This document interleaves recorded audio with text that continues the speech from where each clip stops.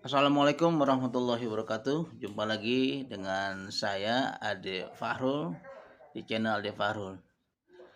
Ya, sekarang saya ingin cerita mengenai radio streaming. Kemarin saya diundang oleh salah satu pengurus masjid di Bilangan Cikarang untuk membuat radio streaming. Masjid itu besar, bahkan dijadikan ikon masjid ramah lingkungan. Ada ekoenzim, ada eco farming, ada pengumpulan sampah plastik, kemudian ada juga tamannya, ada rencananya kalau saya lihat itu mau menanam anggur. Pokoknya desain masjid ramah lingkungan. Kemudian salah satu usaha untuk syiarnya adalah akan membuat radio streaming. Nah, di sini yang saya akan tekankan. Jadi masjid dimanapun di Indonesia bisa kami buatkan eh, radio streaming. Nah, kebetulan kami mempunyai teman-teman atau orang yang berbeda dengan kita, yaitu orang tunanetra di bawah Yayasan Media Netra Sehati. Kebetulan saya ketuanya. Nah, kita akan berupaya setiap masjid, komunitas, sekolah, kemudian kantor-kantor atau lembaga lainnya yang ingin mempunyai radio streaming bisa kami buatkan. Dan ini dikelola oleh teman-teman tunanetra semua di bawah pengelolaan Yayasan Media Netra Sehati di Jakarta. Nah, jadi dari hal tersebut saya berpikiran bahwa sudah saatnya lah siapapun yang ingin berkomunikasi, yang ingin memperkenalkan lembaganya bisa melalui radio streaming. Bahkan yang tadi saya baru lihat, mungkin mulai tanggal 1 atau 2 November ya, siaran TV-TV analog sudah ditutup, akan menjadi digital. Nah, itu ada hal yang menarik ya bagi dunia media, bahwa ketika nanti ditutup atau di stop ya TV analog menjadi TV digital, mungkin banyak perangkat-perangkat yang harus dikerjakan. Nah, inilah waktunya semua lembaga, sekolah, masjid, komunitas membuat radio streaming. Itu saran saya tuh, ya. Karena apa? Karena kelebihan dari radio streaming itu nggak beda dengan YouTube misalnya ya, atau podcastnya. Ketika saya nih seorang tokoh, saya seorang pemuka agama, saya seorang public figure, dipodcastkan dengan channel apapun, pasti saya yakin ya, saya yakin saya akan pengalaman saya, yang mendengarkan itu harus melihat wajahnya, harus katanya harus melototin di depan layarnya. Padahal kan hanya suara. Si A dengan si B berdialog, nggak mungkin lah selama 20 menit, mungkin 1 jam lebih kita pelototin.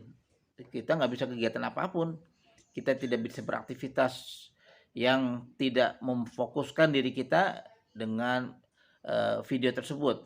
Nah, sejatinya radio itu adalah solusinya.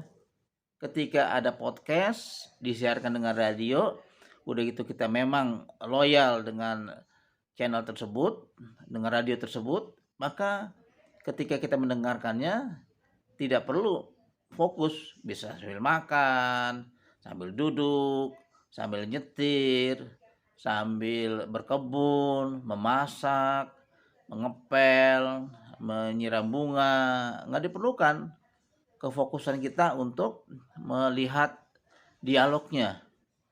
Jadi solusinya adalah radio. Kita buat semacam YouTube, tapi hanya beruntuk audio. Nah, itulah kelebihan dari radio streaming. Dan apakah radio streaming itu mendunia? Wah, sangat mendunia.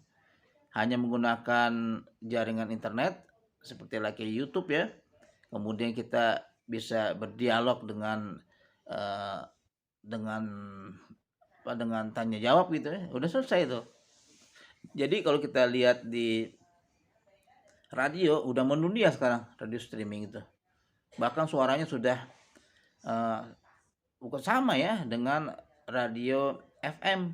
Kalau FM kan frekuensi modulasi itu suaranya jernih, tapi terbatas covering areanya, terbatas yang tidak bisa kita dengarkan radio di Bandung, Surabaya, atau Bogor, atau yang Sumatera atau Kalimantan, nggak mungkin tembus secara regulasi frekuensi. Kemudian kalau kita lihat juga radio amplitude modulasi agak panjang rentang jaraknya, tapi hujan, gerimis, gresek-gresek dia. Kalau udara nggak mendukung secara normal, maka dia akan bermasalah. Nah, jadi radio streaming itu memadukan dua frekuensi atau gelombang, FM dan AM. FM, frekuensi modulasi yang jernih, yang seksi, yang bonafit, suaranya bagus sekali, tapi ada keterbatasan covering areanya. Sementara radio yang berfrekuensi AM agak panjang rentangnya, tapi ada masalah dengan audio. Jadi radio streaming itu menggabungkan AM dan FM. Itu yang menariknya di radio streaming. Jadi hampir sama lah dengan podcast selama ini. Ya silakan bagi pendengar channel saya ini bisa menghubungi ke nomor 0858 9131 8835 untuk membuat radio streaming. Dijamin harganya sangat bersahabat, sangat terjangkau, nggak sampai puluhan juta. Bahkan nanti saya akan ceritakan, sekarang teknologi sudah berkembang sangat maju, membuat radio streaming atau mengelolanya atau membuat tata kelola siarannya. Saya akan sampaikan pada video-video berikutnya. Dan sekarang cukup dengan menggunakan handphone yang ada nih ya. Sekarang saya lagi rekaman dengan handphone. Jadi handphone ini berfungsi sebagai alat rekaman audiovisual. Kita ambil, kemudian kita edit, kita tayangkan di YouTube. Sekarang juga gitu sekarang. Bisa kita siaran dimanapun tanpa harus studio. Dengan apa? Radio streaming.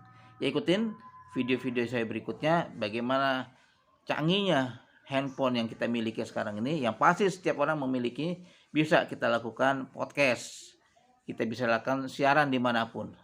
Oke, saya tunggu. Jangan lupa kalau ingin membuat radio streaming, saya kasih murah sekali, karena sebagian dana itu untuk pengelolaan Yayasan Media Netra Sehati yang saya Adi Fadli Farul kelola untuk pembiayaan operasional dan juga pemberdayaan. Dan nanti juga kita bisa lihat bagaimana teman-teman tunanetra atau disabilitas netra pandai bersiaran tanpa ada studio.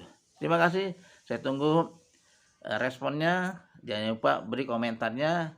Nah, bagi teman-teman yang jauh dari lokasi untuk belajar radio streaming, insya Allah kami jamin bisa melalui Zoom, melalui jarak jauh, atau kita kenal secara online. Terima kasih. Assalamualaikum warahmatullahi wabarakatuh.